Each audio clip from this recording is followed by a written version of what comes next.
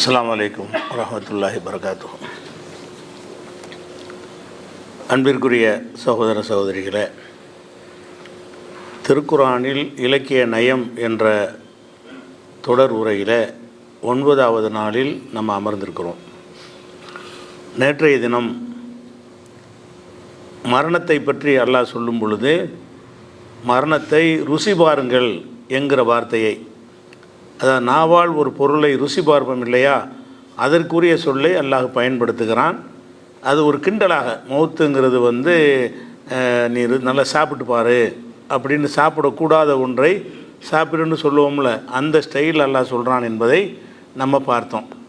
அதே மாதிரி இந்த வேதனை, தண்டனை, நரகத்தினுடைய அதாபு இதையெல்லாம் சொல்லும் பொழுது இதையும் அல்லாஹ் என்ன செய்கிறான்னு கேட்டால், நீங்கள் உலகத்தில் ஆட்டம் போட்டிங்கல்ல, இந்த நரக வேதனையை டேஸ்ட்டு பாருங்கிற வார்த்தை தான் அந்த சுவைத்து பார்க்கிறது. அப்போ நரக வேதனைங்கிறது டேஸ்ட்டு பார்க்குறக்கூடிய விஷயம் இல்லை, துன்பப்படக்கூடிய ஒரு விஷயந்தான். துன்பத்தையும் கஷ்டத்தையும் தரக்கூடிய ஒரு காரியத்தை சொல்லும் பொழுது நீங்கள் ருசி பாருங்கள் அப்படிங்கிற வார்த்தையை எல்லாம் என்ன செய்கிறான், குர்ஆனில் பயன்படுத்துகிறான். இது ஒரு இலக்கியம். என்ன இலக்கியம்னு சொன்னால், ஒரு கருத்தை அவனை மண்டக்கணமாக இருக்கிற ஒருத்தனை கிண்டல் பண்ணி சொல்லக்கூடியதுங்கிறது இலக்கியத்தில் இருக்கிறது. அதுக்கு நிறைய உதாரணம் ஆரம்பத்தில் சொல்லிட்டோம்.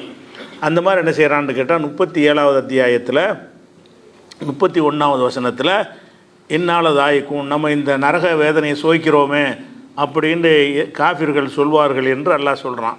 அதே மாதிரி காஃபிர்களை நோக்கி அல்லாஹ் சொல்கிறான் 37, 38 வசனத்தில், இன்னக்கும் லதாய்க்குல் அதாப், கடுமையான வேதனையை நீங்கள் சுவைக்கக்கூடியவர்களாக இருக்கிறீர்கள் இப்படிங்கிற கருத்தை அல்லாஹ் சொல்கிறான். இதே கருத்தை 17:75, 22:25, 25:19, 34:12, 41:50, 44:49:50,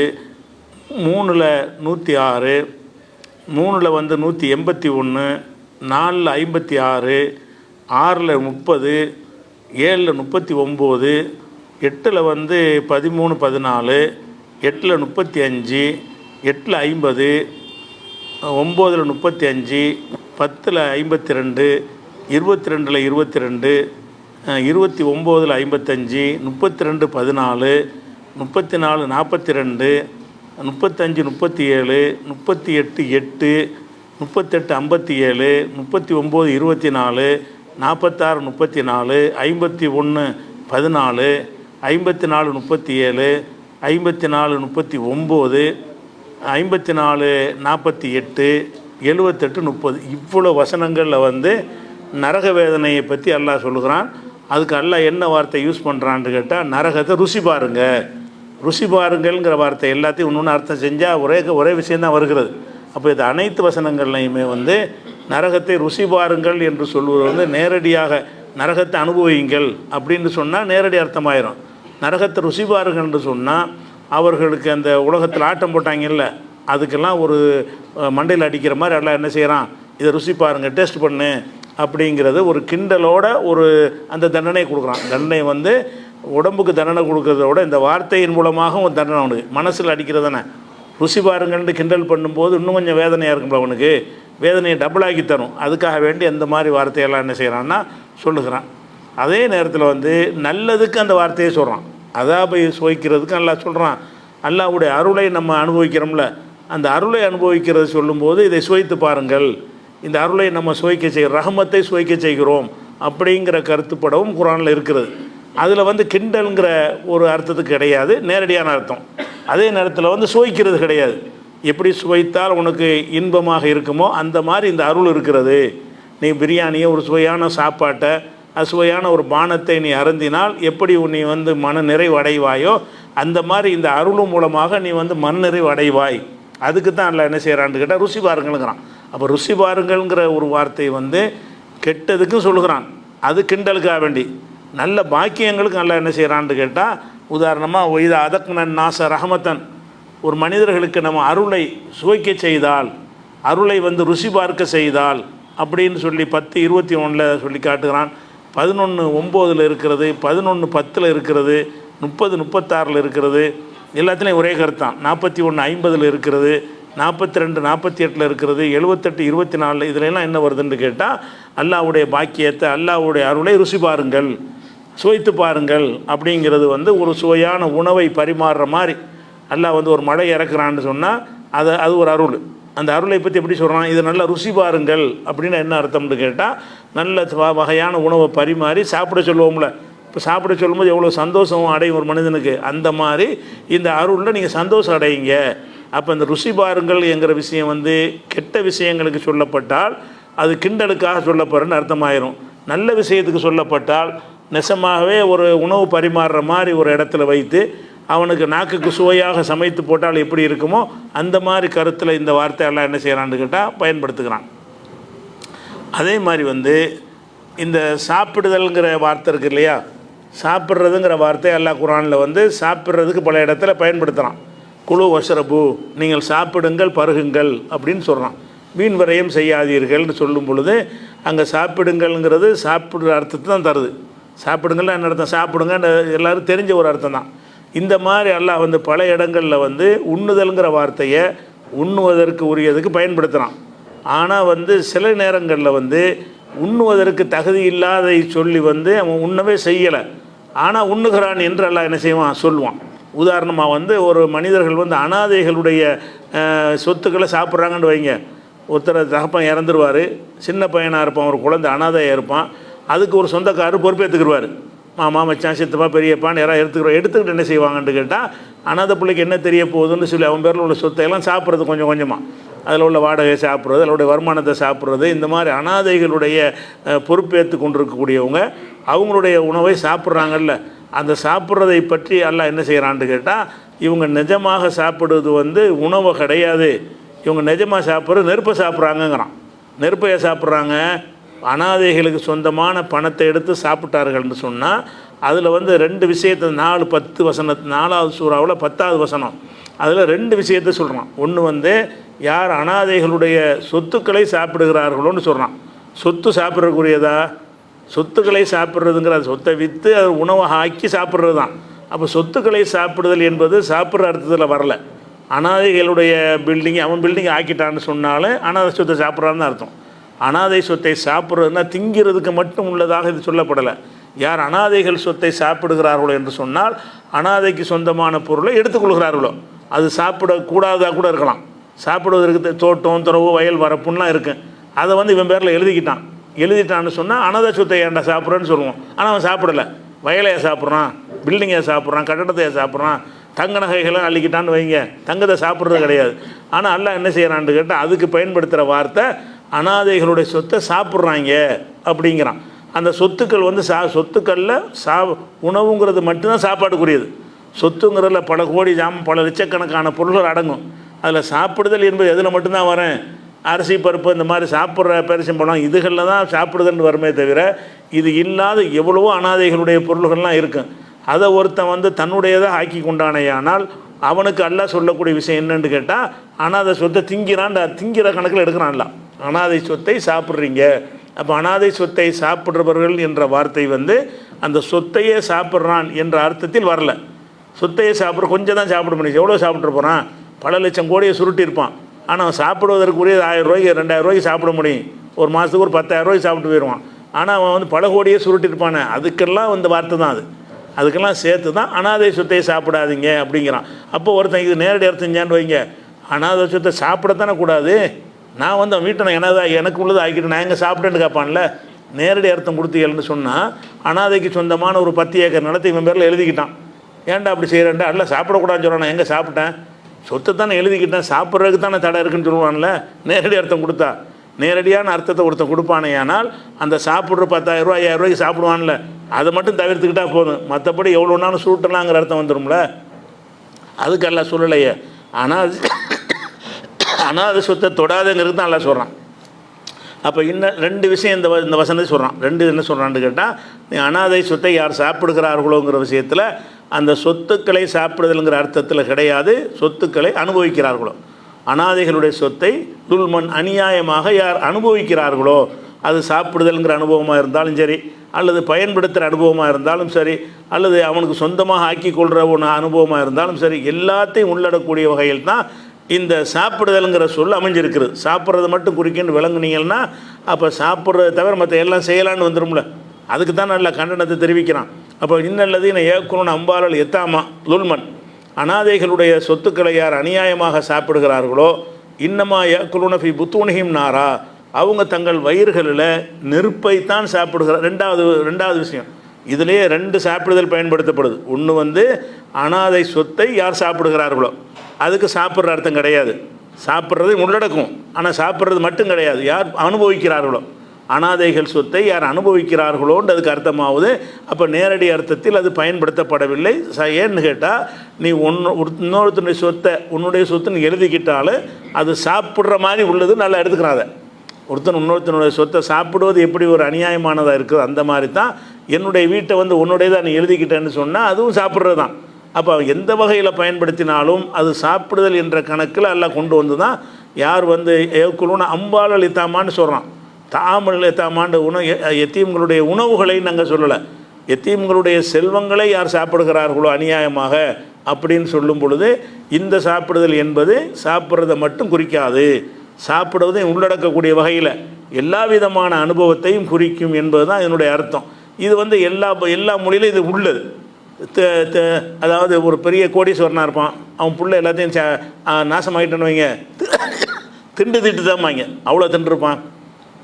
பல கோடிகளுக்கு சொத்து இருக்கு, மகங்காரம் தரதலையாக போய் சீட்டாட்டத்துலையும் கிளப்புலையும் அதுலையும் இதுலையும் தண்ணி அடிக்கிறதுலையும் ஊதாரித்தனமாக செலவழித்து முடித்து ஒன்றும் இல்லாமல் போண்டியாக போயிட்டான்னு வைங்க, அவனுக்கு என்ன வார்த்தை சொல்லிட்டாங்க, திட்டுட்டாம்பாங்க. திண்டது எவ்வளோவா இருக்கு? ஒரு 5,000 ரூபாய் தின்றுப்பான் மாதத்துக்கு, ஒரு 10,000 ரூபாய் தின்றுப்பான், பல கோடிகளை காலி பண்ணியிருப்பான். அதுக்கு மக்கள் பயன்படுத்துகிற வார்த்தை என்ன? திண்டு தீர்த்துட்டான் அப்படின்னு சொல்லுவாங்க, சாப்பிட்டே முடிச்சுட்டாம்பாங்க. அது சாப்பிட்றதுங்க அர்த்தம் கிடையாது. எந்த வகையில் நாசமாக்குனாலும் சாப்பிட்டு முடிச்சுட்டான்ங்கிற வார்த்தையை சொல்வது நம்ம மொழியில் கூட இருக்கிறது, அரபு மொழியில் இருக்கிற மாதிரி தமிழ் மொழியிலையும் கூட அந்த சொல் சாப்பிடுதல் என்கிற விஷயம் சாப்பிடுதல் அல்லாதுக்கும் பயன்படுத்துறது நம்ம பாஷையில் இருக்க தானே செய்யுது. நிறைய அது மாதிரி என்ன செய்கிறோம் சொல்கிறோம். அதே மாதிரி முஸ்லீம்களுக்கு ஒரு பழமொழி வச்சுருக்காங்க, துளுக்க திண்டு கட்டான், ஒரு செட்டி சேர்த்து கட்டான்னு ஒரு பழமொழி. இவங்க திண்டே கட்டாங்க அப்படின்னு என்ன அர்த்தம்? நல்ல சொகுசாக வாழ்வாங்கங்கிற அர்த்தம். திங்கிறது மட்டும் இல்லை, அவ்வளோ திங்க முடியும். மனுஷனுக்கு பல கோடி இருந்தால் திங்கிறதுக்கு முன்னே செலவழிச்சாலும் காலி ஆகாது, வேறு விஷயங்களுக்கு வீணாக்குறதுக்கு தான் அந்த வார்த்தையை கொண்டு சொல்கிறாங்க. அப்போ அந்த ஒரு விஷயமாச்சா. 2வது, இதை உண்மையில் அவன் சாப்பிட்றது நெருப்பை தான் சாப்பிட்றான் அப்படின்ற அர்த்தம் என்னென்னு கேட்டால், இதுக்காக வேண்டி நரகத்தில் அவன் போடப்படுவான், நரகம் தான் உணவு ஆக்கப்படுது. நீ இங்கே சாப்பிட்டீன்னு சொன்னால் அங்கே நீ நெருப்பை தான் நீ சாப்பிடுவ அப்படிங்கிறத சொல்வதற்காக வேண்டி உண்மையில் அவர்கள் சாப்பிடுவது நரக நெருப்பை தான் சாப்பிடுகிறார்கள். 2வது அந்த சாப்பிடுதல்ங்கிற வார்த்தையை வேற ஒரு இடத்துக்கு மாற்றினான்லாம். ஒன்று இந்த உலகத்தில் செல்வங்களை சாப்பிடுகிறார்கள் போது அனுபவிக்கிறார்கள்ன்ற அர்த்தத்தில் வச்சிருது. 2வது நரகத்தில் என்ன செய்வாங்கன்னு கேட்டால் நெருப்பை தான் சாப்பிடுவாங்க. உண்மையில் அவங்க சாப்பிட்றது சொத்துன்னு நினச்சிக்கிட்டு இருக்கிறாங்க, நெருப்பை தான் தின்னுட்டு இருக்கிறாங்கன்னு என்ன அர்த்தம்னா, நெருப்பை திங்கிறான்னு சொன்னால் நெருப்புக்கு போவான்னு அர்த்தம். இவன் நரகத்துக்கு செல்வான்னா நரகம் நெருப்பு தானே உணவு, அந்த மாதிரி தான் உணவு உனக்கு கிடைக்கும்டான்னு ஒரு பயம் காட்டுறதுக்காக வேண்டி எல்லாம் என்ன செய்கிறான்னு கேட்டால் 4:10 வசனத்தில் இதை சொல்லி காட்டுகிறான். அதே மாதிரி 174 வசனத்தில் இதே வார்த்தையை வேற ஒரு செய்தி சொல்கிறான். என்ன சொல்கிறான்னு கேட்டால், அன்றைக்கு இருந்த யூத சமுதாயத்தவர்கள் என்ன செய்வாங்கன்னு கேட்டால் அல்லாஹ்வுடைய வசனங்களை மறைக்குவாங்க. அவங்கள்ட்ட தௌராத் அன்றைக்கு வச்சுருந்தாங்க, இப்போ கிடையாது. அவங்கள்ட்ட வேதம் இருந்து அந்த வேதத்தை என்ன செய்வாங்கன்னா சிலதை மறைச்சிருவாங்க. மக்களுக்கு எதெல்லாம் சொன்னால் நமக்கு லாபம் வருமோ அதெல்லாம் சொல்லுவாங்க, இதெல்லாம் சொன்னால் கேள்வி கேட்பாங்கன்னா அதை சொல்ல மாட்டாங்க. சில விஷயங்களை சொன்னால் மக்கள்கிட்ட இருந்து உள்ள வருவாய் குறைஞ்சிரும்னு சொன்னால் அதையெல்லாம் என்ன செய்யாதீங்க, அதை வந்து மக்கள்கிட்ட வந்து சொல்ல மாட்டாங்க. இப்படி மறைக்கக்கூடிய தன்மை வந்து அவங்கள்ட்ட இருக்கிறது. அதை பற்றி எல்லாம் சொல்லும்போது என்ன செய்கிறான்னு கேட்டால், இதை மறைக்கிறதுனால அவங்க என்ன செய்கிறாங்கன்னு கேட்டால், ஆதாயத்துக்கு தான் இதை செய்கிறாங்க. உள்ளது உள்ளபடி சொன்னால் மக்கள்கிட்ட இருந்து ஆதாயம் வராது.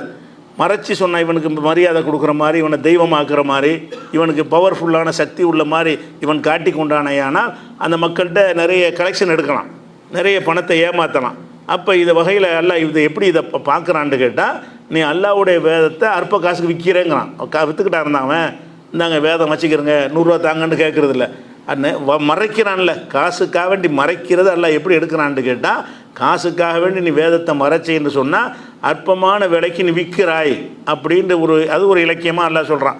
அதான் இன்னல்லது நான் எக்துமோன ஆன்சலல்லாஹ் மினல் கிதாப், அல்லாஹ் அருளிய வேதங்களை யார் மறைக்கிறார்களோ, வேதத்தை மறைக்கிறார்களோ, ஒயஸ்தரோன பிஹி சமனன் கலீலா, அதன் மூலமாக அற்பமான ஒரு விலைக்கு விற்கிறார்களோ, வேதத்தை மறைக்கிறாங்க, அற்பமான காசுக்கு என்ன செய்கிறாங்க, அதை விற்கிறாங்க.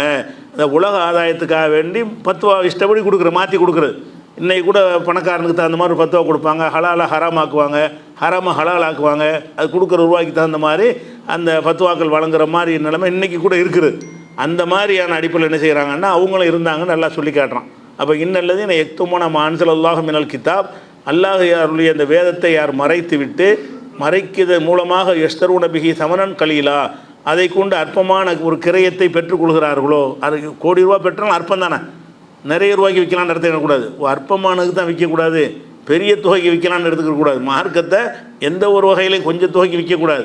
பல கோடிக்கு விற்றா கூட மறுமையில் கிடைக்கிற பாக்கியத்தை ஒப்பிடும்போது அது அற்பம் தான். அது அற்பமானதுக்கு விற்கிறார்கள் நம்ம என்ன விளங்கிக்கிறக்கூடாது, அற்பமானதுக்கு தான் விற்கக்கூடாதுங்கிறான்ல. இந்த மார்க்கத்தை மறைச்சி கோடியாக சம்பாதிக்கலாம், 10 ரூபா 50 ரூபா தான் வாங்கக்கூடாது அப்படி நினைக்கக்கூடாது.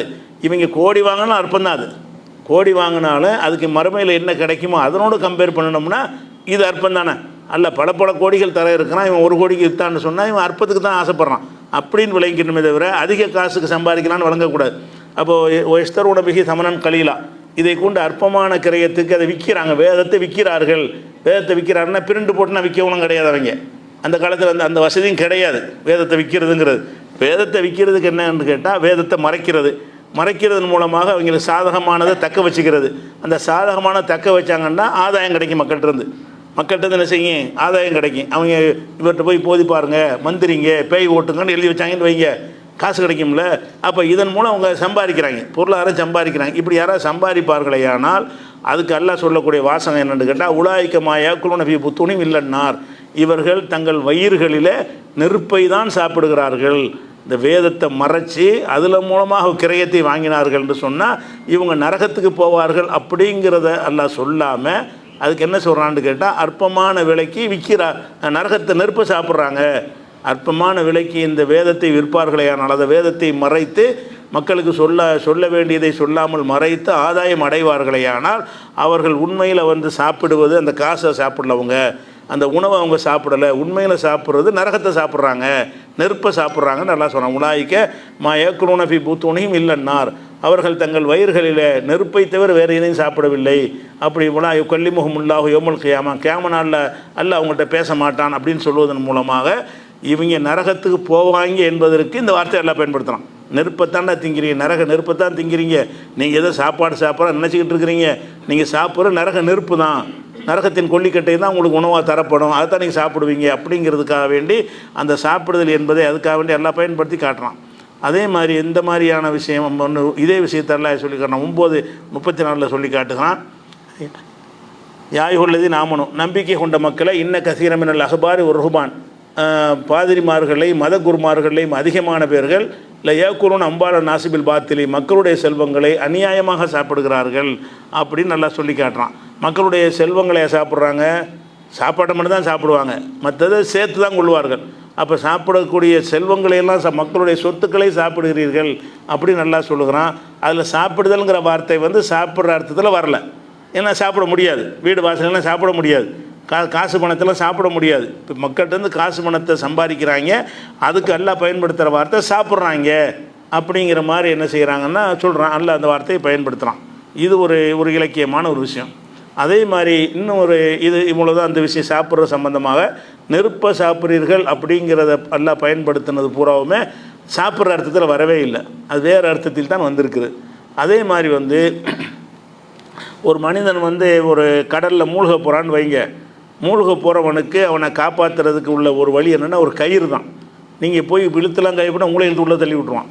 அவனை காப்பாற்றுறதுன்னு என்ன, ஒரு கயிற்றை போடணும், அந்த கயிற்றை பிடிச்சி அவனை இழுக்கணுமே தவிர நீங்கள் கை கொடுத்தீங்கன்னா என்ன செய்வான், இழுத்து உங்களே இழுத்து உள்ளே போட்டுருவான். மூழ்கிக்கிட்டு இருக்கிற ஒரு ஆள்கிட்ட போய் கையை கொடுத்தீங்கன்னு வைங்க, அவன் உங்களை இழுத்து உள்ளே போட்டுருவான், அவனை காப்பாற்ற முடியாது. அப்போ ஒரு மனிதன் வந்து மூழ்கி கொண்டிருக்கிற ஒருத்தனை காப்பாற்றுவதற்கு சரியான வழி என்னன்னு கேட்டால், தூரத்தில் நம்ம இருந்து கொண்டு கைத்தை போடணும், நல்ல ஒரு கயிறாக போடணும், வலுவான ஒரு கயிறாக போடணும். அப்படி போட்டோம்னா அதை பிடிச்சிக்கிட்டு என்ன செய்வான், நீந்தி வந்துடுவான், வெளியே வந்துடுவாங்கிறதுக்காக வேண்டி அந்த கயிறை போடுற காப்பாற்றுறதுன்னு ஒரு வழக்கம் இருக்குல்ல. அல்லாஹ் என்ன செய்கிறான்னு கேட்டால், இந்த நேர்வழி இஸ்லாம் மார்க்கம் எல்லாத்துக்கும் சொல்லும் பொழுது அல்லாஹ்வுடைய கயிறுங்கிறத பயன்படுத்தணும். அல்லாஹ்வுடைய இஸ்லாம் மார்க்கம் இருக்குன்னு வைங்களேன், இது கூட நீங்கள் நரகத்துக்கு போகாமல் உங்களை காப்பாற்றுற கயிறு தான். இந்த கயிறு எல்லாம் தூக்கி போட்டான், இதை பிடிச்சிக்கிட்டே நீங்கள் வந்தீங்கன்னு சொன்னால் நீங்கள் சொர்க்கத்துக்கு போயிடுவீங்க, விட்டீங்கன்னா நரகத்தில் விழுந்துருவீங்கிறதுக்காக வேண்டி அல்லாஹ் என்ன செய்கிறான்னு கேட்டால், அல்லாஹ்வுடைய மார்க்கத்தை, குர்ஆனை, இன்னும் பல மார்க்க சம்மந்தப்பட்ட விஷயங்களை சொல்லும் பொழுது நான் போடுற கயிறை பிடிச்சி கேட்குறான். இது கயிறை சொல்கிறான்னு கேட்டால், ஒரு மனிதனை காப்பாற்றுவதற்கு அன்றைக்கு இருந்த இதில் வந்து ஹெலிகாப்டர் தூக்கிட்டு வர்றாங்க, அப்போ அது கிடையாது, கயிறு தான் இருந்தது. அப்போ கயிறுகளை போட்டு காப்பாற்றுறதுன்னு ஒரு வழிமுறை இருந்ததுனால அல்லாஹ் என்ன செய்கிறான்னு கேட்டால், நான் ஒரு ஓமையாக்குறான். எப்படி ஓமையாக்குறான், நீங்கள் எல்லாம் மூழ்கிக்கிட்டு இருக்கிறீங்க, இப்போ நீங்கள் எல்லாருமே நரகத்துக்கு போகிறதுக்காக வேண்டி கடலில் மூழ்கி கொண்டிருக்கிறீர்கள். இந்த கடலில் மூழ்கி கொண்டிருக்கக்கூடிய உங்களை வந்து அதில் மூழ்காமல் உங்களை காப்பாற்றணுமாக இருந்தால் அதுக்கு ஒரு நல்ல ஒரு கயிறு தேவை. வலுவான கயிறை போட்டு அதை பிடிச்சி நீங்கள் ஏறி வந்துடலாம், நான் ஒரு கயிறை போடுறேன் அப்படிங்கிற மாதிரி சொல்லி எல்லாம் என்ன செய்கிறான்னு கேட்டால், அப்போ நம்மளையெல்லாம் வந்து வழிகேட்டில் இருக்கிற மக்களை எல்லாம் கடலில் மூழ்கிற மாதிரி ஒரு கற்பனை செஞ்சு இவங்களை காப்பாற்றுறதுக்கு ஒரு கயிறு, இந்த கயிறுங்கிறது அல்லாஹ் கொடுக்குற நேர்வழி தான் கயிறு, அல்லது குர்ஆன் தான் கயிறு. இந்த கயிறுங்கிற மாதிரி ஒரு அர்த்தத்தில் பல இடங்களில் அல்லாஹ்வுடைய கயிறுங்கிற ஒரு வார்த்தையை பயன்படுத்தினான். உதாரணமாக அதாவது 103வது வசனம், இது அடிக்கடி இந்த பயான்களில் அரசியல்வாதிகள்லாம் அதிகமாக பயன்படுத்தக்கூடிய ஒரு வசனம். இது தப்பான அர்த்தம் செஞ்சு பயன்படுத்துவாங்க. அது என்ன வசனம்னு கேட்டால், வாத்தசிமி பி ஹப்லில்லாஹி ஜமியா, அல்லாஹ்வுடைய கயிறை அனைவரும் சேர்ந்து பிடித்து கொள்ளுங்கள்னு இதுக்கு அர்த்தம். ஒற்றுமை என்னும் கயிறை பிடித்து கொள்ளுங்கன்னு பயான் பண்ணுவாங்க, வாசிப்பாங்க. ஒற்றுமைன்றதில் இருக்காது. இவங்களாம் ஒற்றுமை என்னும் கயிறை பற்றி பிடித்து கொள்ளுங்கள்னு அல்லாஹ் சொல்கிறான்னு குர்ஆனில் அவதூறு சொல்வார்கள். அரசியல்வாதிகள்லாம், முஸ்லீம் அரசியல்வாதிகள்லாம் ஒற்றுமை என்னும் கயிற்றை பற்றி பிடித்து கொண்டு ஓட்டு போடுங்க எங்களுக்குமாங்க. ஒற்றுமைன்ற கயிறை பிடிக்கிற மாதிரி அல்லாஹ் சொல்லவே கிடையாது. ஒற்றுமைங்கிற கயிறுங்கிறது வரவேற்கத்தக்கதும் கிடையாது, நல்லது கெட்டதுன்னு பிரித்து அல்லாஹ்வுடைய வேதத்தை தான் பிடிக்கணுமே தவிர எல்லாம் வரதட்சணை வாங்கணும்னா எல்லாருமே சேர்ந்து ஒன்றா வரதட்சணை வாங்க முடியுமா? ஒற்றுமை கயிறுன்னு ஒன்று இருக்குதா? எல்லோரும் சேர்ந்து செய்கிறது தான் நம்மளும் செய்யணும்னா நம்ம நரகத்துக்கு தான் போகணும். இதில் கெட்டவன் நல்லவங்களாம் கலந்துருக்கும் போது ஒற்றுமையாக சேர்ந்து செய்கிறோன்னா ஒற்றுமையாக சேர்ந்து வட்டி வாங்குவான், நம்மளும் சேர்ந்து வட்டி வாங்க முடியுமா? பிரிஞ்சிடும். நம்ம தப்பு செஞ்சாங்கன்னா அதில் பிரிஞ்சு வர்றது தான் இஸ்லாம் சொல்லுதே தவிர இஸ்லாமுடைய எல்லா கொள்கைகளுமே பிரிக்கிற மாதிரி உள்ளது தான் இருக்கும். அல்லாஹ் வைத்தவரை யாரும் கடவுள் இல்லைன்றாலும் பிரிக்கிறது தானே. கண்டதையும் வணங்கிட்டு இருக்கேன், நான் கடவுளை ஏற்றுக்கிற மாட்டேன்றாலும் அது பிரிக்கிறது தானே. நன்மை ஏவுங்கள் தீமையை தடுங்கள்ன்றாலே பிரிச்சிருமே. நீங்கள் தீமையை தடுத்த சண்டை தானே வரும்.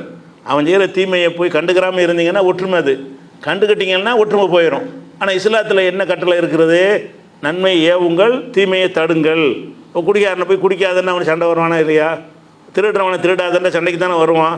சண்டைக்கு வந்தால் ஒற்றுமையாக இருக்குமா? அப்போ இஸ்லாம் மார்க்கத்தில் வந்து ஒற்றுமை என்னும் கயிற்றை பிடிக்குமாறு சொல்லவே இல்லை. ஆனால் இந்த வசனத்தை தான் அரபியில் வாசிப்பாங்க, அர்த்தம் வந்து ஒற்றுமை என்னும் கயிற்றை பிடித்து கொள்ளுவாங்க, பொய்யா சொல்லுவாங்க. இதில் என்ன சொல்லப்படுதுன்னா, வாத்தசிமு, நீங்கள் பற்றி பிடித்து கொள்ளுங்கள், பிஹபலில்லா, அல்லாவின் கயிறை பிடித்து கொள்ளுங்கள். அல்லாவின் கயிறு என்பது குர்ஆன். அல்லாஹ்வுடைய கயிறை நீங்கள் பிடித்து கொள்ளுங்கள், ஜமியன், அனைவரும் சேர்ந்து அல்லாஹ்வுடைய கயிறை பிடிங்க. ஒற்றுமை கயிறு கிடையாது. அல்லாஹ்வுடைய கயிறுனா குர்ஆனில் உள்ளபடி அனைவரும் வாழுங்கள்.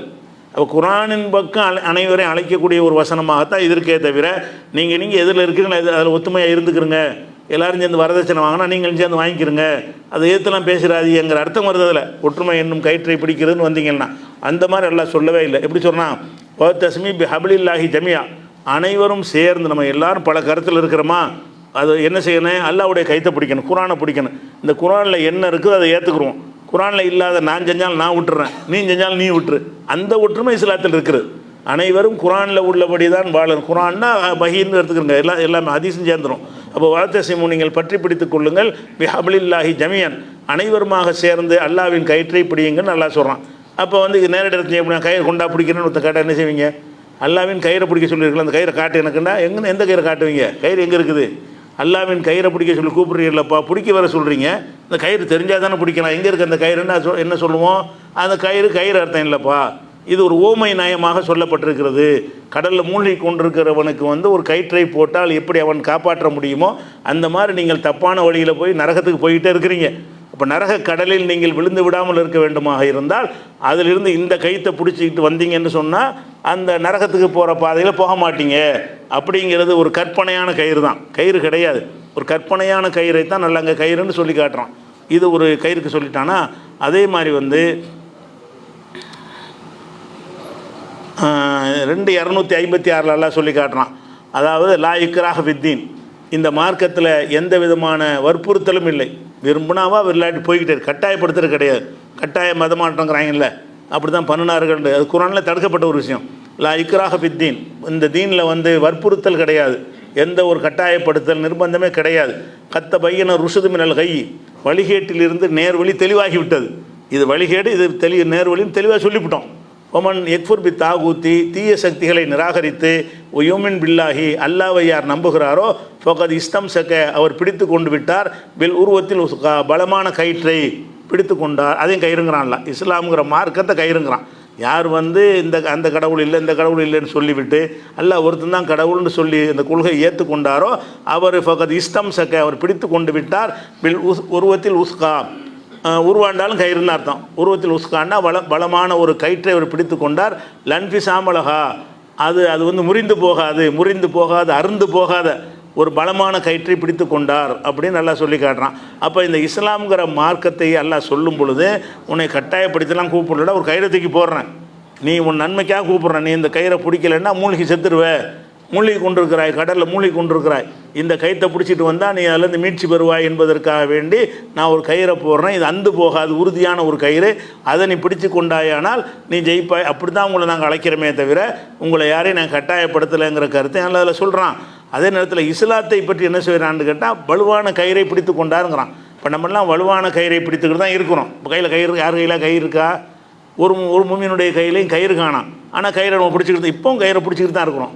இன்றைக்கி தொழுகிறோம் என்றால், நோன்பு வைக்கிறோம் என்றால் அல்லாஹ்வுடைய கயிறை பிடிச்சதுனால தான் செய்கிறோம். அல்லாஹ்வுடைய கயிறை பிடித்தல் என்பதுக்கு அர்த்தம் என்னன்னு கேட்டால் அந்த கயிறை பிடிக்கலுங்கிற அர்த்தம் கிடையாது. எப்படி வந்து மாட்டிக்கொண்ட ஒருத்தன் வந்து கயிறை பிடித்து கொண்டு தப்பித்து போவானோ அந்த மாதிரி நாங்கள் அந்த பக்கம் இழுக்கக்கூடிய எல்லாத்தையும் ஜெயித்து கொண்டு நேர்வழியில் போய்கிட்டு இருக்கிறோம். அதுதான் கயிறை பிடிக்கிறதுங்கிற அர்த்தம் அல்லாஹ் என்ன செய்கிறான் 2:256 சொல்லி காட்டுறான். அதே மாதிரி 31:22 வசனத்தில் அல்லாஹ் சொல்லுகிறான், ஓம யுஸ்லிம் வஜ்ஹஹு இலல்லாஹி ஓஹோ முஹ்சினுன், நன்மை செய்யக்கூடிய நிலையில் யார் தன்னுடைய திருமுகத்தை அல்லாவின் பக்கம் ஒப்படைத்து விடுகிறானோ ஃபகத் இஸ்தம் தக்க பில் உருவத்தில் உஸ்கா, பலமான கயிற்றை அவன் பிடித்து கொண்டான், அல்லாவுக்காக தன்னை ஒருவன் அர்ப்பணித்து கொண்டானே, ஆனால் அவன் பலமான கயிறை பிடிச்சு கொண்டவன் அர்த்தம். யாரெல்லாம் அல்லாவுக்காக தன்னை அர்ப்பணிக்கிறானோ அவனுக்கு அல்லாஹ் சொல்கிற வார்த்தை என்னென்னு கேட்டால், நீ பிடிக்க வேண்டிய ஸ்ட்ராங்கான, நம்ம கூட பழமொழி என்ன செய்வோம், பிடிச்சாலும் புளியங்கொம்பா பிடிங்கிறோம்ல, பழமொழி என்ன செய்வாங்கன்னா அதாவது கொம்புகள் கிளைகளில் வந்து புளிய மரத்துடைய கொம்பு இருக்குல்ல அது கொஞ்சம் ஸ்ட்ராங்காக இருக்கும், வேறு மரத்துடைய கிளைகளை பிடிச்சிங்கன்னா அருந்து முடிஞ்சிடும், கிளைகள் வந்து வலுவாக இருக்காது. இப்போ மரத்துடைய அகலமான மரம் தான் வலுவாக இருக்குமே தவிர சைடில் வரக்கூடிய அந்த கிளைகள் இருக்குல்ல அதை பிடிச்சி தொங்க முடியாது. மற்ற இதெல்லாம் பெரும்பாலும் என்ன செஞ்சிடறேன், முறிஞ்சு விழுந்துடும். மனுஷனுடைய வெயிட்டு 70 கிலோலாம் தாங்காது. ஆனால் வந்து புளிய மரம் மட்டும் என்ன செய்யணும்னு கேட்டால் அது ஒரு 70-100 கிலோ தொங்குனாலும் தாங்கக்கூடியதாக இருக்கும் அப்படின்னு மக்கள் நம்பிக்கை. அந்த நம்பிக்கை அடிப்பில் என்ன செய்வாங்கன்னு கேட்டால், ஒரு நல்ல ஒரு முதலாளி ஒருத்தன் கிடச்சிட்டான்னு வைங்க, நல்ல ஒரு தலைவர் கிடச்சிட்டான்னு வைங்க, அல்லது நல்ல ஒரு பணக்கார மாப்பிள்ளை கிடச்சிட்டான்னு வைங்க, அது என்ன செய்வாங்க, புளியங்கொம்பை பிடிச்சிட்டா அப்படிம்பாங்க. பிடிச்சாலும் பிடிச்சா புளியங்கொம்பா பிடிச்சிட்டாம்பாங்க. புளியங்கொம்பையா பிடிச்சா, எங்கே இருக்குது புளியங்கொம்பு? புளியங்கொம்புக்கு புளியங்கொம்புன்னு அர்த்தம் கிடையாது. புளியங்கொம்பா பிடிச்சா என்ன அர்த்தம்னு சொன்னால், புளியங்கொம்பை நீ பிடித்தால் எப்படி முறிந்து விழாதோ, அதில் நீ தொங்கி கொண்டு இருக்க முடியுமோ, அதை வச்சு நீ வந்து உறுதியாக இருக்க முடியும். அந்த மாதிரி நீ ஒரு பணக்காரனை பிடிச்சிட்ட, ஒரு சக்தி மிக்கவனை பிடிச்சிட்ட, ஒரு அதிகாரம் மிக்கவனை பிடிச்சிட்ட, அந்த மாதிரி ஒரு தனக்கு தேவையான ஒரு இடத்தை ஒருத்தன் அடைஞ்சிட்டான்னு சொன்னால் ஒரு பதவியை பெற்றுட்டான்.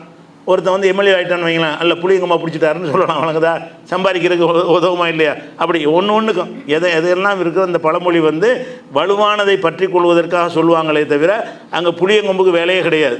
புளிய மரத்தை பார்த்து கூட இருக்க மாட்டாங்க. இந்த மாதிரி பிடிச்சவங்க எல்லாம் டாட்டா பேர்லாம் புளிய மரத்தை பார்த்தா இருப்பானுங்களா, அவன்லாம் புளிய மரத்தை பிடிச்சவங்கன்னு சொல்கிறோம். ஏன் பிடிக்க வேண்டியதை வலுவானதை பிடிச்சிட்டாங்க. வலுவானதை பிடிச்சதுக்காக வேண்டி நீங்கள் எப்படி புளியங்கொம்பை பிடிச்சிங்கன்னு சொல்கிறீங்களோ அந்த மாதிரி அல்லாஹ் என்ன செய்கிறான்னு கேட்டால் அல்லாஹ்வுடைய கயிறை பிடிக்கிறீங்கிறான். யார் வலுவானதை பிடித்துக் கொள்வதற்கு உதாரணம் எது? அல்லாஹ் போடுற கயிறு தான் வலுவான உதாரணம். புளியங்கொம்பு கூட அந்த உதாரணம் கூட பொருத்தம் கிடையாது. ஏன்னு கேட்டால் புளியங்கொம்பு பிடிச்சி தொங்கிட்டுல இருப்ப, நீ மீட்சி எப்படி அடைவ? புளியங்கொம்பை பிடிச்சி தொங்கிட்டான்னு சொன்னால் அப்புறம் எப்படி நீ வந்து இறங்கணும் கீழே வரணும்? அதெல்லாம் இருக்குல்ல. அல்லாஹ்வுடைய கயிறுன்னு இல்லை, அல்ல போட்டு விடுறோம் அந்த பக்கம் இழுத்துக்கிட்டு இருக்கிறான். கயிறை போடுறது என்பது என்ன தூக்கி போட்டுறது இல்லை. கயிறு நம்ம போடுறான், நீங்கள் பிடிச்சிட்டு ஏறீங்க, அல்ல அந்த பக்கம் உங்களுக்கு இழுக்கிறான், மேலே கொண்டு போகிறான். அதை பிடிக்கிறது தான் உங்களுக்கு கொண்டு சரியான பாதையில் சேர்க்கும். கயிறை பிடித்துக் கொள்வது, புளியங்கொம்பை பிடித்துக் கொள்வது உங்களை எங்கேயும் கொண்டு சேர்க்காது. அந்த இடத்துல உடனே அசையக்கூட முடியாது. புளியங்கொம்பை பிடிச்சி தொங்குனீங்கன்னா வேறு பக்கம் அசைய முடியாது. அதில் என்ன ஒரு உறுதியானது காட்டுவதற்கு மட்டும்தான் அந்த உதாரணம் பொருந்துமே தவிர அதை விட சிறந்த உதாரணம் எதுண்டா அல்லாஹ்வுடைய கயிறுங்கிறது தான். கயிறுங்கும் போது வலுவான கயிறாகவும் இருக்கிறது. இந்த கயிறு வந்து டூ சைட்லையும் அவன் பிடிக்கிறவன் ஒருத்தன் இருப்பான், இழுக்கிறவன் ஒருத்தன் இருப்பான். அது வந்து நம்மளை உறுதியாக கொண்டு போய் சேர்க்கும். அல்லாஹ் வந்து நம்மளை பிடிச்சி இழுக்கிறான், நீ வந்து கைத்துடைய இந்த முனையை நீ பிடிக்கிற, அந்த முனை அல்லாஹ் பிடிச்சிருக்கிறான், அப்போ நீ கன்ஃபார்மாக போய் தேறிடுவே இல்லையா? அப்படிங்கிறது அர்த்தம்லாம் அந்த கயிறுங்கிறலாம் இருக்குது. அதுக்கு தான் அல்ல கயிறுங்கிற உதாரணத்தை எல்லாம் சொல்லி காட்டுறான். அதே மாதிரி வந்து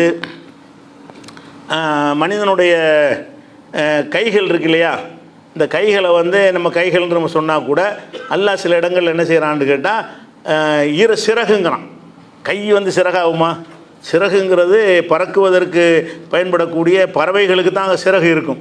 மனிதர்களுக்கு மற்ற உயிரினங்களுக்கெல்லாம் என்ன கிடையாது, சிறகு கிடையாது. நம்முடைய கையை போட்டு ஆட்டுறதுனால ஒரு அரை அடி கூட மேலே போக முடியாது அப்படிங்கிற ஒரு விஷயம் இருந்தாலும் நல்லா என்ன செய்கிறான்னு கேட்டால் ரசூலுல்லாஹ்வுக்கு ஒரு அறிவுரை சொல்கிறான். என்ன அறிவுரை சொல்கிறான்னு கேட்டால், நீ வந்து உன்னுடைய சிறகை வந்து தாழ்த்து. சிறகை தாழ்த்துனா சிறகு இருந்தால் தானே தாழ்த்தானே. சிறகு யார் ரசூலுல்லாஹ்வுக்கு இருந்துச்சா? நமக்கு தான் இருக்குமா சிறகு? நம்மளுக்கெல்லாம் உள்ள கட்டளை கூட என்ன, நீங்கள் சிறகை தாழ்த்துங்கள்ங்கிறான். எதுக்கு அதை சொல்கிறான்னு கேட்டால், அந்த சிறகை பொறுத்த வரைக்கும் இப்படி விரிச்சின்னு சொன்னால் மேலே பறக்கும், இப்படி தாழ்த்துனா கீழே இறங்கிடும். அப்போ இந்த மண்டக்கணம் பிடிச்சி மேலே போகிற ஆட்களுக்கு சொல்லுவாங்க, கொஞ்சம் சிறகை தாழ்த்து. சிறகை தாழ்த்துனா இறங்கி வான்னு அர்த்தம்.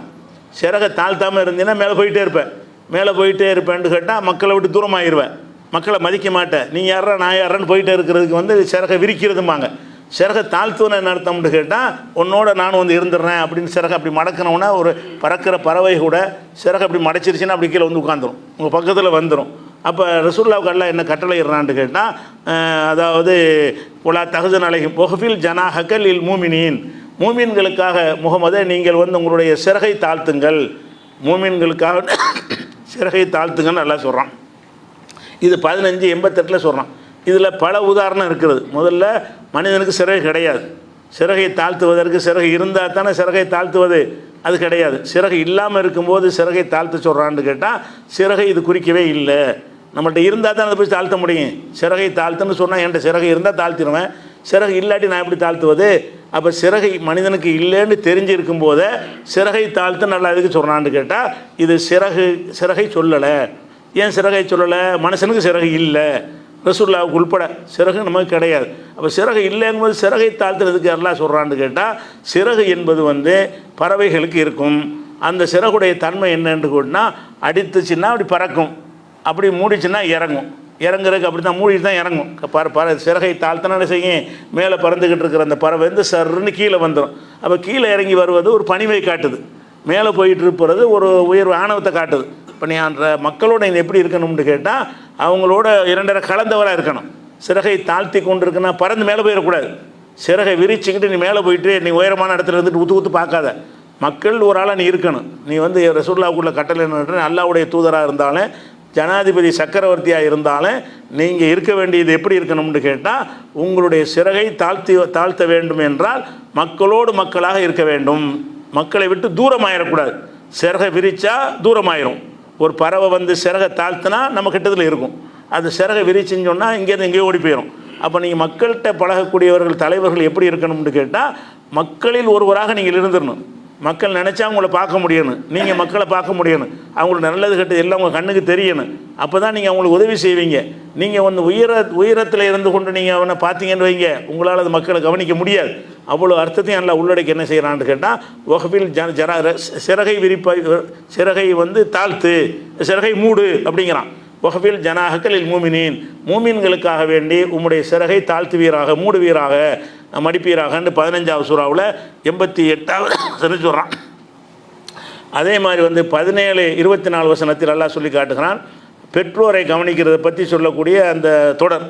அதில் என்ன செய்கிறாங்கன்னா, பெற்றோர்கள் கட்டுப்பட்டு நடங்க, கஷ்டமான நிலையில் உங்களையெல்லாம் பெற்று வளர்த்துருக்குறாங்க, அவங்களுக்கு மீறாதீங்க, நல்லபடியாக கேட்டு நடங்க, சீன்னு கூட சொல்லாதீங்க அப்படின்னு சொல்லிக்கிட்டு வரும்போது அந்த தொடரில் அல்லாஹ் சொல்கிறான், வஹ்வில் லஹுமா, அவர்கள் பெற்றோருக்காக நீ தாழ்த்தி விடு, ஜனாக துல்லி மினர் ரஹ்மத்தி, கருணையின் காரணமாக பணிவு என்னும் சிறகை நீ தாழ்த்து.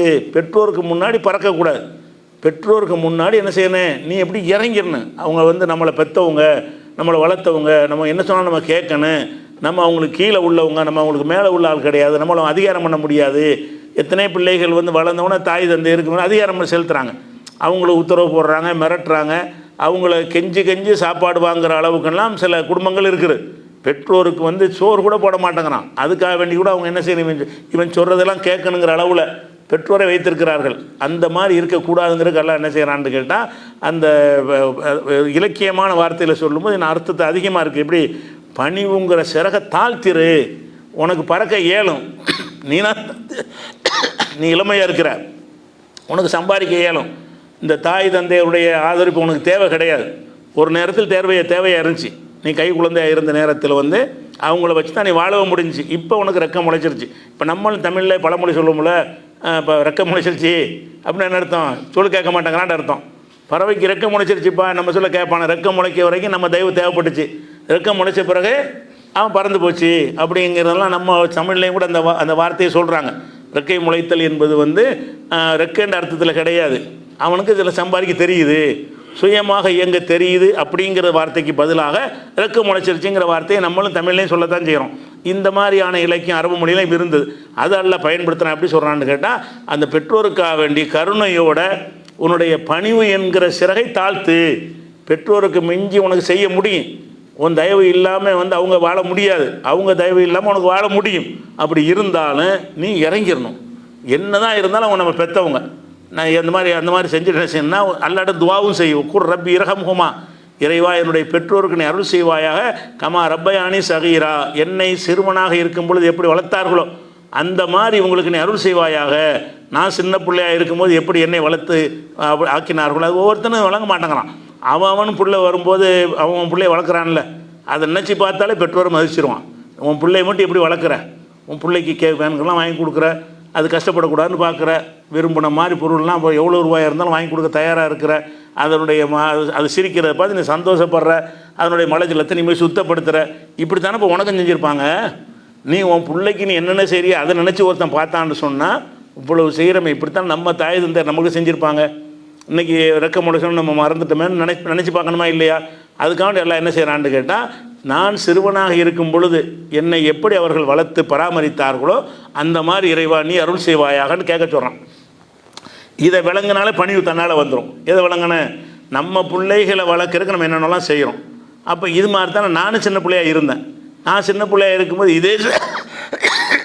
இதே சேட்டையெல்லாம் நானும் பண்ணினேன். இதே சிரமத்தையெல்லாம் எடுத்துக்கொண்டு என்னுடைய பெற்றோர்கள் என்னை கவனித்தார்கள்னு நினச்சான்னு சொன்னால் அவனுக்கு தன்னால் இந்த பணிவு வந்துடும்.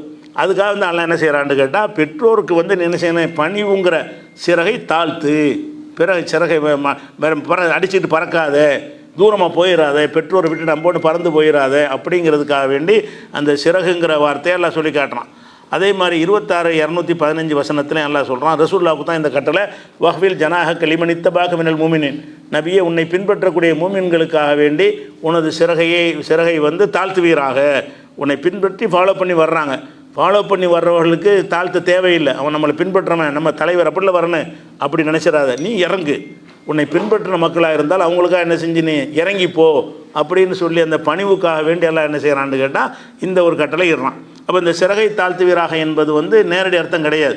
அப்போ ஒருத்தர் கேட்பான்ல, சிறகை காட்டி எங்கே ரசூலுல்லாவுக்கு சிறகு அப்படி கூட செஞ்சாலும் செய்வாங்க. ரசூலுல்லாவை சிறகை தாழ்த்த சொல்கிறான், ரசூலுல்லாவுக்கு ரெக்கை இருந்தது அப்படி கூட செஞ்சாலும் செய்வாங்க, கதை கட்டுவாங்க, அவங்க பறந்து கூட போவாங்க, அவங்களுக்கு சிறகு இருந்துச்சு நல்லா சொல்கிறானா இல்லையா, இப்படி வழங்கக்கூடிய கூமுட்டைகளும் இருப்பார்கள். அதுக்கு சொல்கிறது இல்லை. அப்போ உனக்கு தானே சொல்கிறான், அப்போ நீ தாய் தந்தை இருக்க வேண்டி சிறகை தாழ்த்துனா எனக்குமா சிறகு இருக்குது. அந்த சிறகுங்கிறத அந்த சிறகு அர்த்தத்தில் சொல்லவே இல்லை. ஆனால் நேரடி அர்த்தம் செஞ்சிங்கன்னா உங்களை வழிகாட்டில் விட்டுரும். நேரடி அர்த்தம் செஞ்சிங்கன்னா வேறு மாதிரி அர்த்தம் செஞ்சு ரசூலுல்லாஹ் தனி படைப்பு மாதிரி ஆக்கி, மனித படைப்பு இல்லைங்க ரெக்க உள்ள படைப்புங்க அப்படிங்கிற மாதிரி சொன்னால் என்னவாயிரும், அந்த தேவர்கள் படமெல்லாம் போடுவாங்கல்ல புராண இதிகாசங்களில், ஆற்றல் அந்த மாதிரி கற்பனை செஞ்சுருவாங்க. 2 ரெக்கை வச்சுட்டு பறக்கிற மாதிரி அப்படி ரசூலுல்லாஹ் கற்பனை செய்கிற மாதிரி வந்துடும். அதனால் இந்த ரெக்கைக்கு ரெக்கை அர்த்தம் கிடையாது அப்படிங்கிறது நம்ம விளங்கிக்கலாம். அதே மாதிரி